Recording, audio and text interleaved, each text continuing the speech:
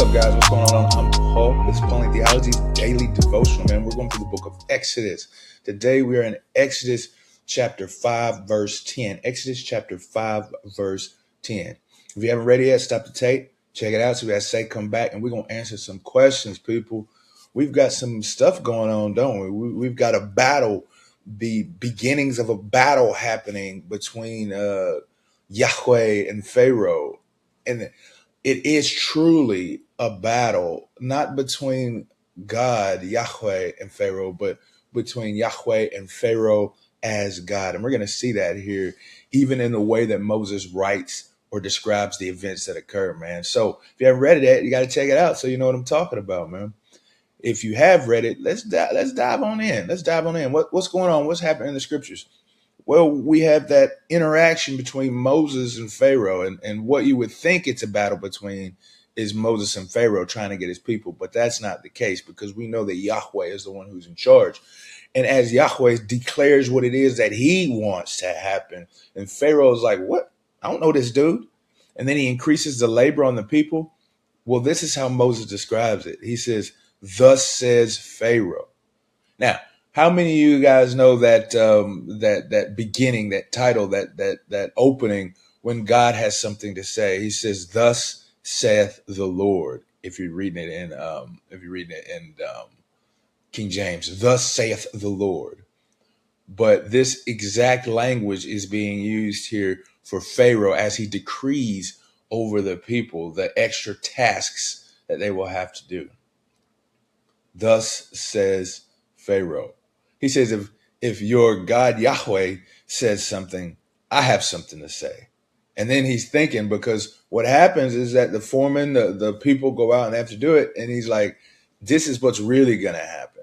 See, the lies, and that's what we talked about in the last episode, is that he was talking about how his word is true, but God's word is not. And so when he declares this, he says, you think what God declared for you is going to happen, but it's not true. That's a lie. What I declare happens is going to happen. And it's evident by the fact that you got to do it. You're going to do it. What I say to do is going to happen, man. So what is this saying about God? This was a tough one, but I know that in the overall story is saying that God is greater than any other God. Because at this moment, Pharaoh is establishing himself as God, or Moses is actually establishing him as this type of deity and how he is presenting Pharaoh when speaking to the people. Because Pharaoh, I'm saying he's establishing himself as God, but he's not, because he already considers himself as God, as the Son of God, as God's image upon this earth. So he already says that and does that, but Moses in his writing is establishing Pharaoh as an opposition to the true God, Yahweh. By the way he speaks, he is saying that he is God and what he declares is true. And so we're going to find out that God is greater than all the gods.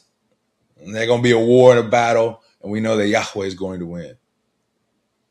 What is this saying about mankind? I think it's saying the same thing as we've talked about in the last couple of episodes, is that we see ourselves as gods. That we feel that our decision and our words are true. And you can see that in the culture in this world today, as they say, truth is relevant, right? Truth is what you make it. It's how you feel. It's circumstantial. It's where you're at. It's through your experience. And so that is the lie that we present ourselves, so that we don't have to listen to the foundation of who Yahweh is, because it is through him that we should find our truth. Because what he says goes, not thus saith Paul, not what I say. It doesn't become true just because I say it. There is a higher truth, and that truth comes from Yahweh. How do we carry out these truths in our lives? Is we have to realize where the ultimate source of reality comes from, the one who is absolute truth, the one who's absolute reality. And when we fix our standards upon him, that is when we find that opposition to the Lord there is none.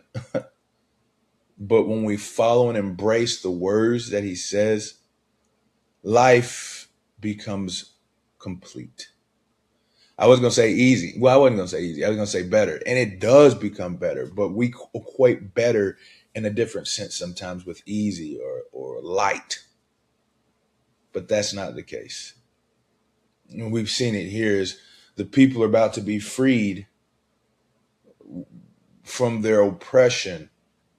The time it takes to get there and the things they have to do to make it is difficult. The oppression increases because their proximity to Yahweh increases. The closer they get to God, the harder things get for them until the ultimate release that God gives. But I think that's what we must remember. And one thing that just popped into my head about us as how, what does this mean as humans, as Christians, as a people, is that we have to choose a master, man. And we're going to see here soon the language that they use because we have to serve someone. Will it be Yahweh or will it be Pharaoh? Will it be Yahweh or will it be Pharaoh? I appreciate you guys for listening, and I'll see you in the next episode.